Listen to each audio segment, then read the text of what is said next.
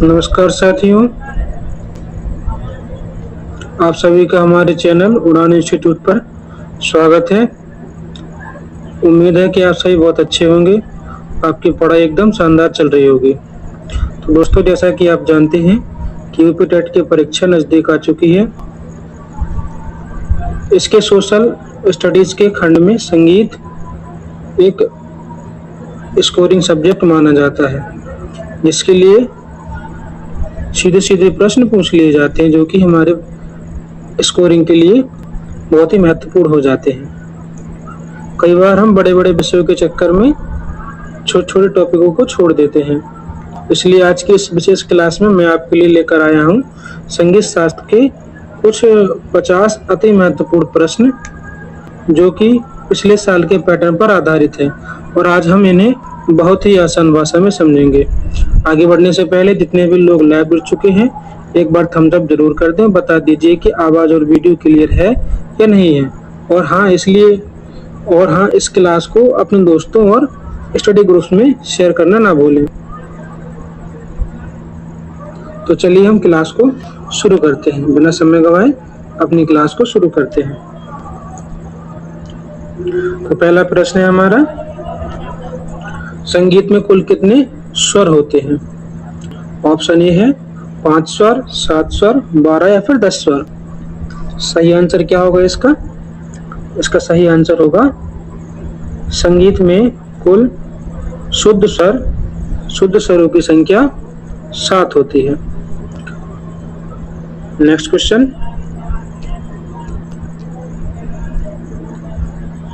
अगला क्वेश्चन है, संगीत में कुल कितने स्वर होते हैं? इसमें शुद्ध और विकृत दोनों को जोड़कर पूछा गया है। सही आंसर क्या हो जाएगा? इसमें शुद्ध स्वर होते हैं 7 और 5 होते हैं विकृत स्वर। तो इसका सही आंसर होगा 12। नेक्स्ट, पंडित विष्णु नारायण भातखंडे के अनुसार हिंदुस्तानी शास्त्रीय संगीत में कितने थाट माने गए हैं? थाटों की संख्या पूछ रहा है। ऑप्शन ए है 5, 10, 12 या फिर 32। सही आंसर क्या होगा इसका? इसका सही आंसर होगा, पंडित विष्णु नारायण भातखंडे के अनुसार कुल 10 थाट माने गए हैं।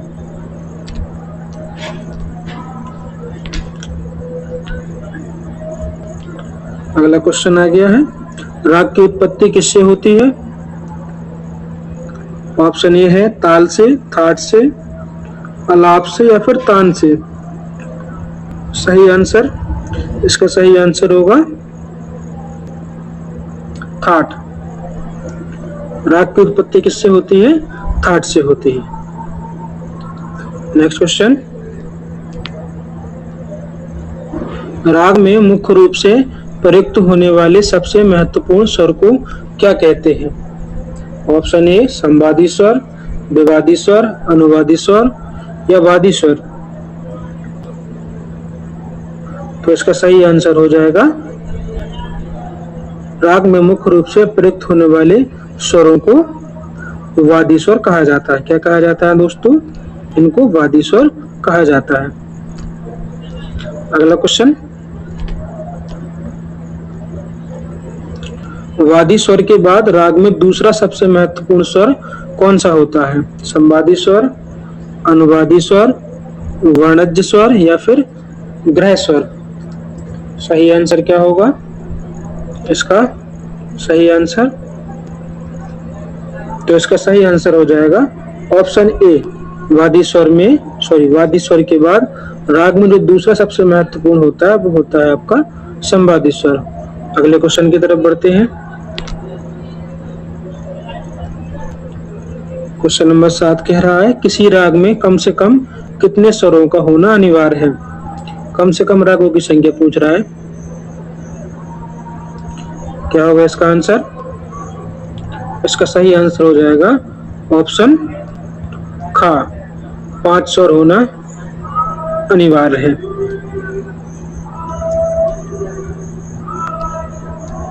नेक्स्ट क्वेश्चन, औडव जाति के राग में कितने स्वर लगते हैं?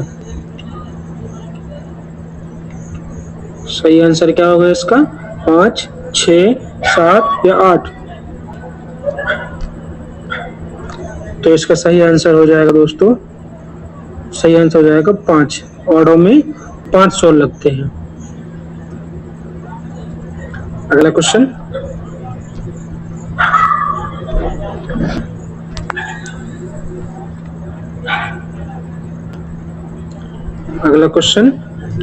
अगला क्वेश्चन है, साडो जाति के राग में कितने स्वरों का प्रयोग होता है?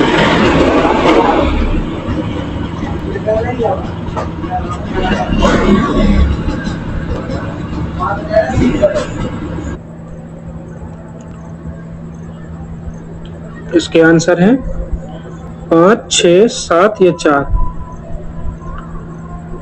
सही आंसर होगा इसका, इसमें 6 स्वर होते हैं। The next question is,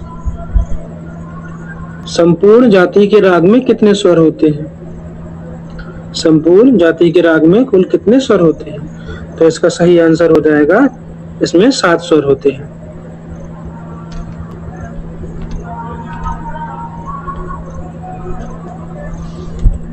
question number 11, निम्नलिखित में से कौन सा राग प्रातः काल में गाया जाता है, अर्थात सुबह की समय गाया जाता है? तो पहला ऑप्शन है राग यमन, राग भैरव, राग भूपाली या राग बिहाग?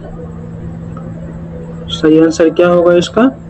इसका सही आंसर हो जाएगा राग भैरव। राग भैरव प्रातः काल के समय में गाया जाता है। राग यमन किस थाट के अंतर्गत आता है?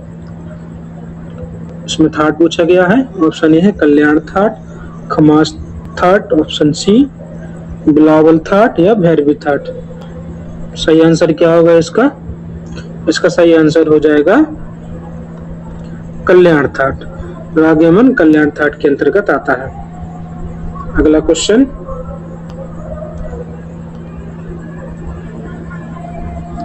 राग भूपाली की जाति क्या है? ऑप्शन ए है औडव, औडव, साडव साडव, संपूर्ण या औडव संपूर्ण? राग भूपाली की जाति क्या है? कमेंट करें, कमेंट में आंसर को जरूर लिखें।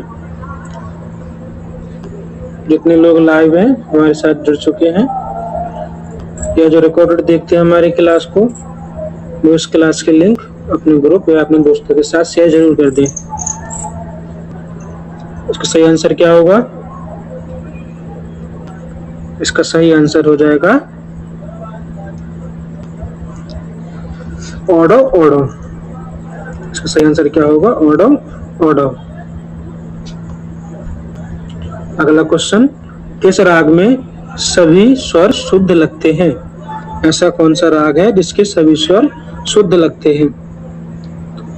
ऑप्शन ए है राग भैरव, बी राग बिलावल, राग काफी या राग यमन? अपने अपने उत्तर को कमेंट में बताएं। सही आंसर क्या होगा इसका? इसका सही आंसर हो जाएगा बिलावल, राग बिलावल। राग भैरवी का गायन का समय क्या है? राग भैरवी के गायन का समय रात्रि का प्रथम पहर, दोपहर में, प्रातः काल में या फिर मध्य रात्रि में? सही आंसर हो जाएगा इसका, ये प्रातः काल में गाया जाता है। मल्हार राग मुख्य रूप से किस ऋतु में गाया जाता है? मल्हार राग जो होता है वो किस ऋतु में गाया जाता है? ऑप्शन ए है बसंत ऋतु, ग्रीष्म ऋतु, वर्षा ऋतु या शरद ऋतु? सही आंसर, इसका सही आंसर हो जाएगा वर्षा ऋतु में मल्हार राग गाया जाता है। वर्षा ऋतु मतलब जहाँ बुंदेलखंड साइड तरफ बोलते हैं, बुंदेलखंड तरफ इसको चौमासा, अलग अलग जगह अलग अलग बोलते हैं कहीं। अगला क्वेश्चन है, राग भूपाली का वादी संवादी स्वर कौन सा है? राग भूपाली का वादी संवादी स्वर सापा, गाधा, रेपा, मानी? सही आंसर क्या होगा इसका? इसका सही आंसर हो जाएगा गाधा। अगले क्वेश्चन की तरफ बढ़ते हैं हम। राग का आरोही क्रम यानी असेंडिंग ऑर्डर मतलब बढ़ता हुआ क्रम क्या है? ऑप्शन ए है स्वरों का उतरता हुआ क्रम, ऑप्शन बी स्वरों का चढ़ता हुआ क्रम, स्वरों की थकावट या फिर मध्य लय। सही आंसर क्या होगा इसका? इसका सही आंसर हो जाएगा स्वरों का चढ़ता हुआ क्रम। अगले क्वेश्चन की तरफ बढ़ते हैं हम अब। स्वरों के उतरते हुए क्रम को संगीत में क्या कहा जाता है? स्वरों के उतरते हुए क्रम को संगीत में क्या कहा जाता है? तो इसका आंसर आरोह, अवरोह, पकड़ या आलाप, इन चार में से सही आंसर क्या होगा इसका? सॉरी दोस्तों, तो इसका सही आंसर हो जाएगा अवरोह, मतलब ये घटता हुआ क्रम, पहले ऊंचे स्वर फिर निचले स्वर बोले जाते हैं। अगला क्वेश्चन है पकड़ किसे कहते हैं? ऑप्शन ए है ताल की पहली मात्रा को, वह संक्षिप्त स्वर समुदाय जिससे राग की पहचान हो, ऑप्शन सी गाने की गति को या वाद्य यंत्र को पकड़ने का तरीका। सही आंसर क्या होगा इसका? इसका सही आंसर हो जाएगा वह संक्षिप्त स्वर समुदाय जिससे राग की पहचान हो सके। अगला क्वेश्चन है ताल की पहली मात्रा को क्या कहा जाता है? ताल की पहली मात्रा को क्या कहा जाता है? ऑप्शन ए है ताली, खाली, सम या विभाग। सही आंसर क्या होगा इसका? इसका सही आंसर हो जाएगा सम। ताली की पहली मात्रा को सम कहा जाता है। तीन ताल में कुल कितनी मात्राएं होती हैं? ऑप्शन ए है 10 मात्राएं, 12 मात्राएं, 14 मात्राएं या फिर 16 मात्राएं।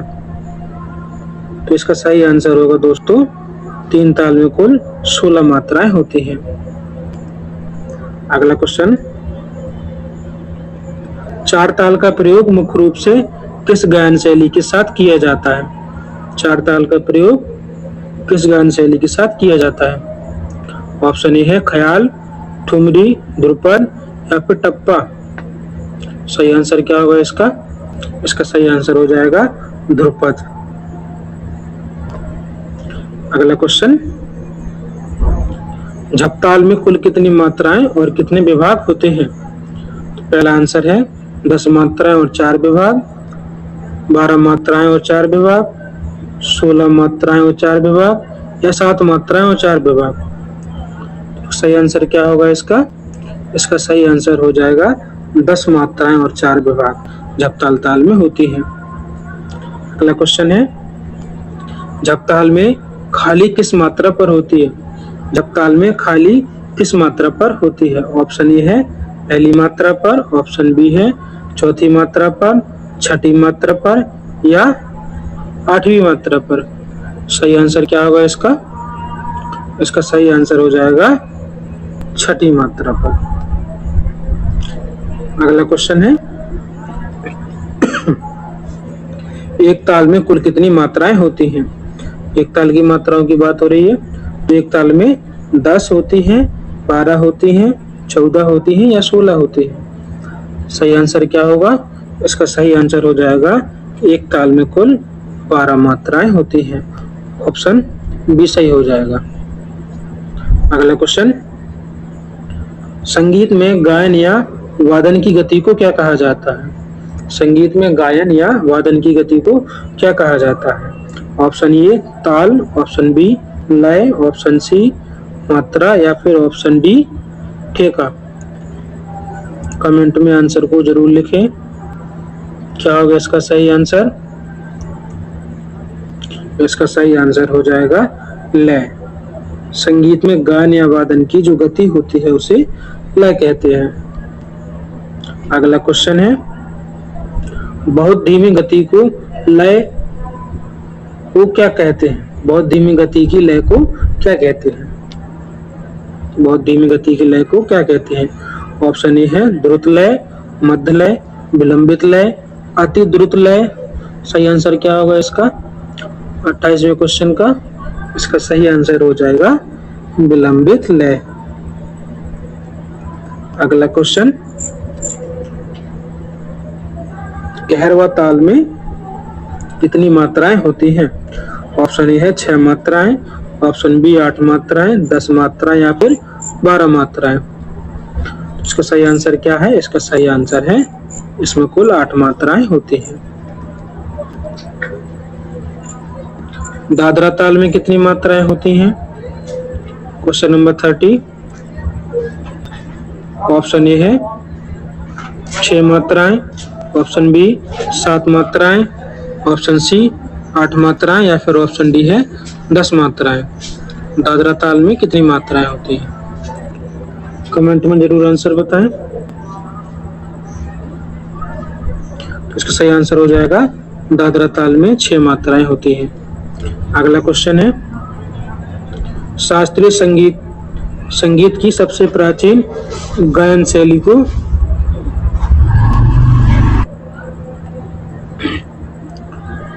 शास्त्रीय संगीत की सबसे प्राचीन गायन शैली को, अच्छा ये पढ़ने में गलती हो रही है, सॉरी दोस्तों। शास्त्रीय संगीत की सबसे प्राचीन गायन शैली किसे माना जाता है? ऑप्शन ए है ख्याल, ऑप्शन बी ध्रुपद शैली, ठुमरी या फिर तरना। सही आंसर क्या होगा इसका? Question number 31। तो इसका सही आंसर हो जाएगा ध्रुपद। अगले क्वेश्चन की तरफ बढ़ते हैं। ध्रुपद गायन के साथ मुख्य रूप से कौन सा अवनद्ध या ताल वाद्य बजाया जाता है? ऑप्शन ए है तबला, पखावज, ढोलक या घटम। कमेंट करें, कमेंट में आंसर लिखें। सही आंसर क्या होगा इसका? इसका सही आंसर हो जाएगा पखावज। अगले क्वेश्चन की तरफ बढ़ते हैं हम। उस्ताद बिस्मिल्लाह खान किस वाद्य यंत्र के वादन के लिए प्रसिद्ध थे? ऑप्शन ए है बांसुरी, ऑप्शन बी सरोद, शहनाई या फिर सितार। इसका सही आंसर क्या होगा?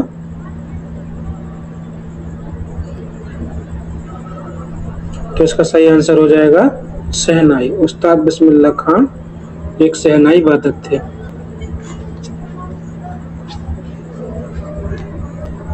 अगले क्वेश्चन की तरफ बढ़ते हैं। पंडित हरिप्रसाद चौरसिया का संबंध किस वाद्य यंत्र से है?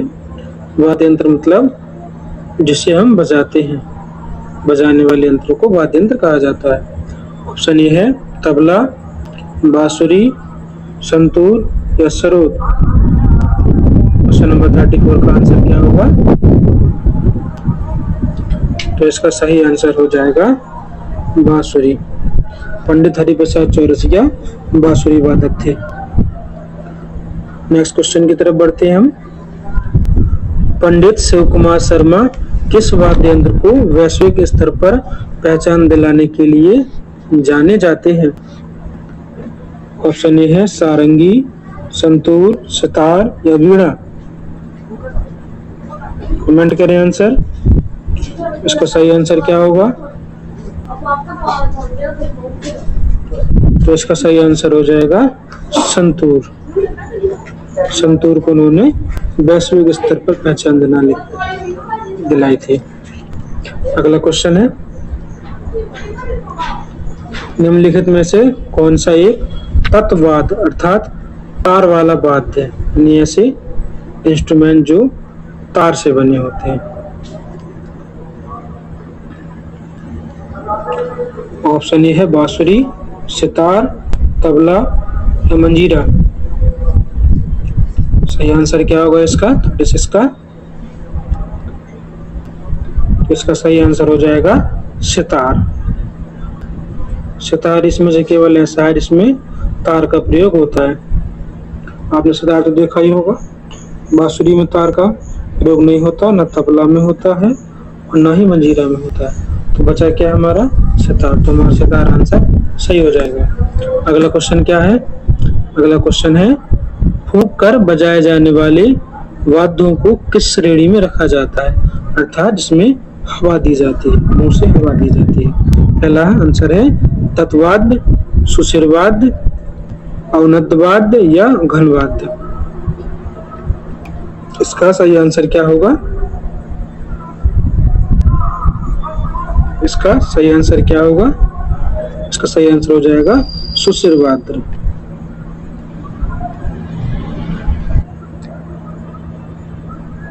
तो चलिए अगले प्रश्न की तरफ आगे बढ़ते हैं। अगला प्रश्न है, चमड़े से मढ़े हुए वाद्य यंत्र जैसे तबला या ढोलक क्या कहलाते हैं? ऑप्शन ए है घनवाद्य, सुशिरवाद्य, अवनुद्वाद्य या तत्वाद्य। चमड़े से मढ़े अर्थात चमड़े का प्रयोग उसमें होता है, जैसे ढोलक हो गया, तबला हो गया, इन सब चीज में चमड़े का प्रयोग होता है। इसका सही आंसर क्या होगा क्वेश्चन नंबर 38 का? तो इसका सही आंसर हो जाएगा अवनद्वाद्य। सॉरी,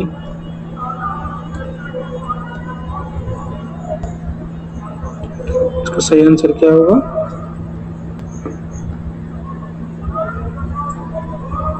अवनद्वाद्य। अगले क्वेश्चन की तरफ बढ़ते हैं।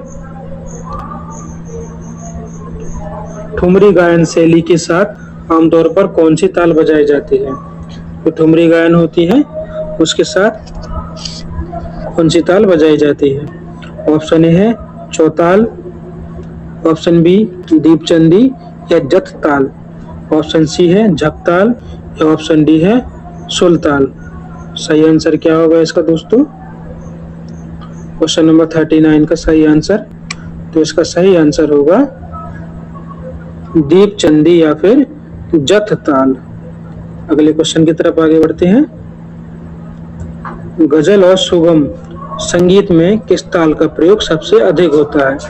यहाँ गजल और सुगम संगीत में किस ताल का प्रयोग सबसे अधिक होता है?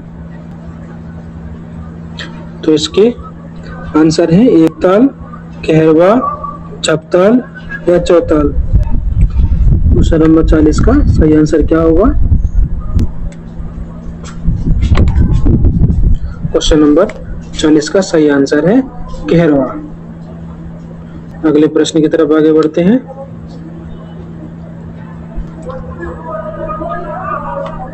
संगीत रत्नाकर ग्रंथ के रचयिता कौन है, अर्थात ये ग्रंथ किसने लिखा है? पंडित सारंगदेव, भरत मुनि, पंडित लोचन या तानसेन जी। सही आंसर क्या होगा इसका? क्वेश्चन नंबर 41 का, तो इसका सही आंसर हो जाएगा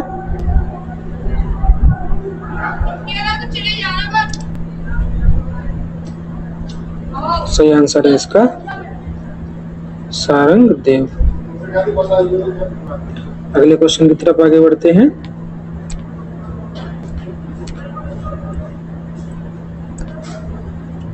अगला क्वेश्चन है, भारतीय संगीत का मूल किस वेद को माना जाता है? मूल से मतलब कहां से संगीत उत्पन्न हुआ है? ऑप्शन ए है ऋग्वेद, यजुर्वेद, सामवेद या अथर्ववेद। ये तो आपको पता होना चाहिए, तो इसका सही आंसर होगा क्वेश्चन नंबर 42 का, इसका सही आंसर हो जाएगा हमारा सामवेद। अगले क्वेश्चन की तरफ आगे बढ़ते हैं। नाट्यसात नामक प्रसिद्ध ग्रंथ की रचना किसने की? ऑप्शन ए है मतंग मुनि, ऑप्शन बी भरत मुनि, ऑप्शन सी कालिदास या फिर ऑप्शन डी अमीर खुसरो। सही आंसर क्या होगा दोस्तों इसका? क्वेश्चन नंबर 43 का, तो इसका सही आंसर होगा भरत मुनि। अगले क्वेश्चन की तरफ आगे बढ़ते हैं। प्रसिद्ध संगीत सम्राट तानसेन किस मुगल शासक के दरबारी कवि या फिर संगीतकार थे? बाबर के थे, हुमायूं के थे, अकबर के थे या फिर शाहजहां के थे? किसके दरबार में थे? तो इसका सही आंसर हो जाएगा तानसेन अकबर के दरबार में संगीतकार या फिर राजकवि थे या राज संगीतकार थे। अगले क्वेश्चन की तरफ आगे बढ़ते हैं। सितार और तबले के आविष्कार का श्रेय किसे दिया जाता है? सितार और तबले के आविष्कार का श्रेय किसे दिया जाता है? ऑप्शन ए है तानसेन, ऑप्शन बी अमीर खुसरो, ऑप्शन सी बैजू बावरा या फिर ऑप्शन डी है स्वामी हरिदास। सही आंसर क्या होगा इसका? क्वेश्चन नंबर 45, तो इसका सही आंसर हो जाएगा अमीर खुसरो। अमीर खुसरो ने सितार और तबले का आविष्कार किया था।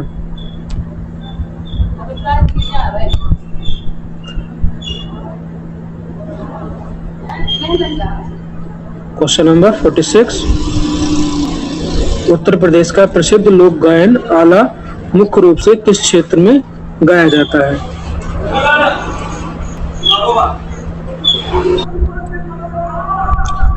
उत्तर प्रदेश का प्रसिद्ध लोक गायन आला मुख्य रूप से किस क्षेत्र में गाया जाता है?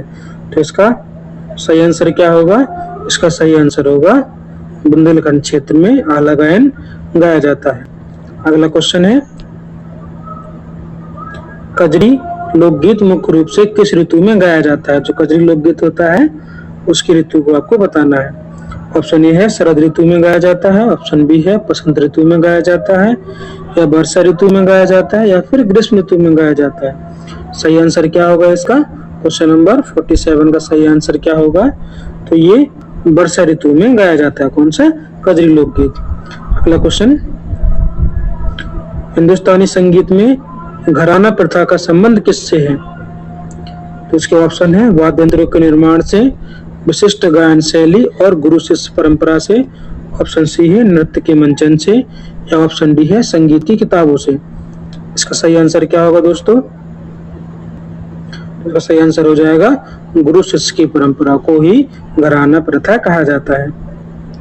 अगला क्वेश्चन, क्वेश्चन नंबर 49, ख्याल गायकी के लिए प्रसिद्ध किराना घराना के संस्थापक कौन थे? ऑप्शन ए है उस्ताद अब्दुल करीम खान, उस्ताद फयाज खान, पंडित जसराज, या बड़े गुलाम अली खान साहब। इसका सही आंसर क्या होगा क्वेश्चन नंबर 49 का? इसका सही आंसर हो जाएगा उस्ताद अब्दुल करीम खान। अंतिम क्वेश्चन हमारा, हिंदुस्तानी संगीत पद्धति में सप्तक कितने प्रकार के होते हैं? ऑप्शन ए है 2 प्रकार के होते हैं, या 3 प्रकार के होते हैं, 4 प्रकार के होते हैं, या फिर 5 प्रकार के होते हैं। सही आंसर क्या होगा इसका? तो इसका सही आंसर हो जाएगा ऑप्शन बी, सप्तक हिंदुस्तानी संगीत में 3 प्रकार के होते हैं। तो दोस्तों बताइए ये क्लास कैसी लगी, कमेंट में ये रहा इसके आंसर। यदि जिसको ना मिले तो वो इससे मिला सकता है। कमेंट में क्लास का फीडबैक जरूर दें। तो ठीक है दोस्तों, कल मिलेंगे और एक धमाकेदार टॉपिक के साथ। तब तक के लिए पढ़ते रहिए, मुस्कुराते रहिए। Thank you so much. जय हिंद, जय भारत। तो आज की क्लास यहीं पर समाप्त होती है। धन्यवाद दोस्तों।